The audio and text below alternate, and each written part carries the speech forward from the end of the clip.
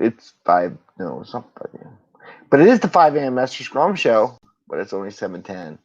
And this is our 404th episode of the show. Sorry I didn't get up earlier. Slept in. I was up too late watching TikTok. That stuff's addictive, by the way. So don't watch TikTok. Don't watch TikTok. It's addictive. Watch all those 15-second videos. Which I gotta make some. Anyway, hey, I wouldn't wish y'all good morning. It's the 5 a.m. Mester Scrum Show. It's a little bit later. It's about 7:11 in the morning.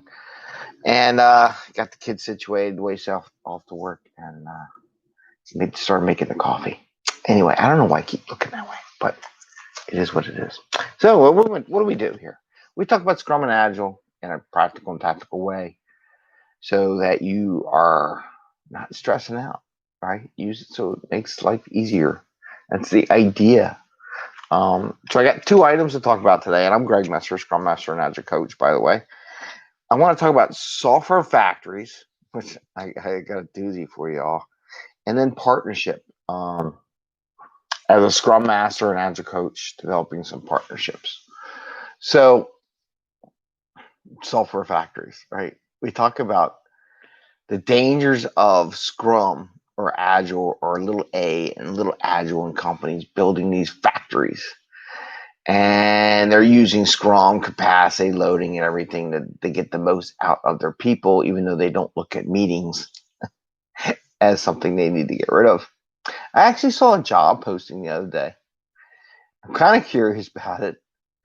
It actually called the place they work is the software factory. Legitimately software factory. First time I ever saw it. And I'm really wondering, is it a software factory, like a factory job? Now, there's nothing wrong with factory jobs. I've worked in factories when I was younger, and I've done that. I worked on assembly lines. I've worked third shifts, second shifts. I've done all the factory stuff. So it's a legit, good thing. Factories are good.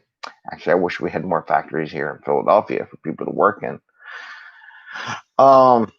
Just to give them good, stable jobs. It's a great job. So a factory job is a good job. It keeps you going. It keeps you busy. Gives you income. And a software factory, I guess, is the same philosophy. But it was the first time I actually saw the word software factory. So I think it's just funny because we always talked about how hopefully people don't use Scrum and Agile as a way to manage their people and get the most out. Like the old Taylor effect, where they monitor and measure to get the most. The idea is that if you measure people, they will work harder, right? And if they know they're being monitored, they won't screw off. And it's the what is it? I don't know what the term. It's when they figure people. There's an X and Y theory, right? And if you don't monitor and keep on them, then people are naturally lazy and won't do it. And there's the Y theory that says they're creative and they'll do it without you monitoring. So it depends which ones you are, right? The X and Y theory. And I guess they're more X theory. I don't know. I have to look at the job more often. But I just wanted to share with you. I actually saw a job posting for a group. It was a very high-profile group to join the software factory. I don't know if that's a good thing. It is what it is. I just wanted to share that with. They actually wrote software factory. Anyway, okay. So that topic's dead. I wouldn't call my company or my group a software factory. No, because then it is what it is. So partnerships. I was watching Gem Jelly. Sorry, Gem Jelly. He was talking about a couple things. I like his videos. They're really good. Somebody's in there. Sophia. Good morning, Sophia. Jim Jelly was talking about having to be not such a tough cookie, hard butt, whatever you want to call it, as a Scrum Master defending the teams. And he has some things. And there's times to do it and there's times not to do it. I mean, you can't say no all the time. Question is, what do you do? And if you're headbutting with somebody else, you got to come up with a way to do a partnership. And partnership, like as a Scrum Master with the product owner, managers, people in authority, to help work together to get the job done. Because the job is not to fight back all the time. However, you give them warnings and understand that this the effects they're having on their teams could have these issues later on. I mean, your job is alert managers when their teams are being overworked and there's high expectations, there's possibility of stuff going wrong, so that they're made aware of it. Their job is to make a decision whether or not that's acceptable or not, because you did your job of saying, hey, this is what's going on. But what my suggestion is that you develop a partnership. I know you really want to get all this stuff done. We got to high things. How can we be successful? I don't want to fight you every minute of the day, but I want you to understand what the impacts are, right? So you should develop this partnership. One of the interesting ways of developing this partnership, Kat's coming in here. She must have ate. Is to say, as we're doing this, right, getting them to buy in. Hi, Bubbles. You're just going to cause trouble. And what they're going to contribute. And being careful not to commit for the person, but have them commit to the partnership. When you have partnerships are tough too, by the way. So many businesses, the partnerships fail and they don't last very long.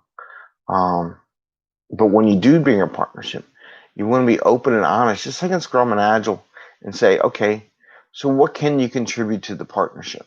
You want to get this, and we don't want to do this because we don't want to, but okay, we're going to work on it together. So what are you who's asking us to do all this work that I need to technically protect the team from? What are you going to do to help the team be successful?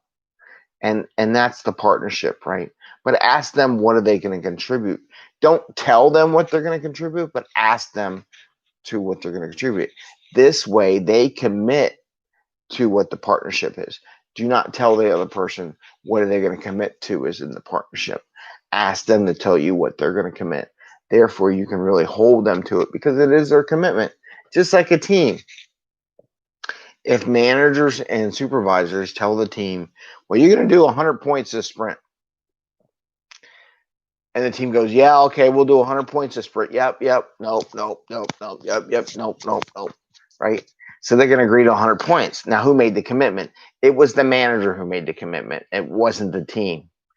The team won't feel like, hey, I didn't make it. It's not my commitment. If we don't make it, it's their fault. It's that, well, you committed to it. You took ownership, right? So in this partnership, you want to make sure that the other person supplies you with the commitment versus you telling them what their commitment is into the partnership.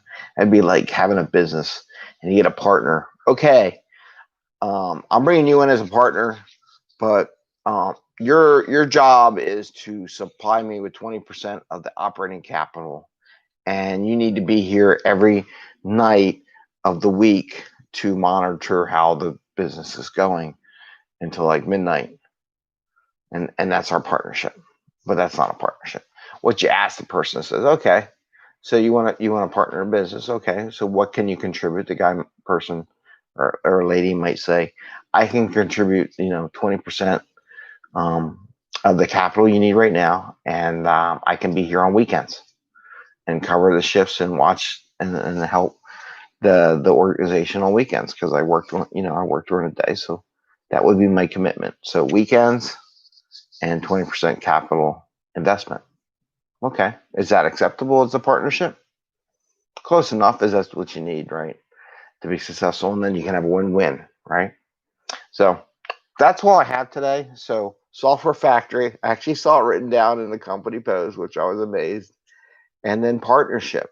So when you really need to do something or the business really needs to get something done, you got to establish a partnership with the business and not so much you can't do this and overprotective of the team. No.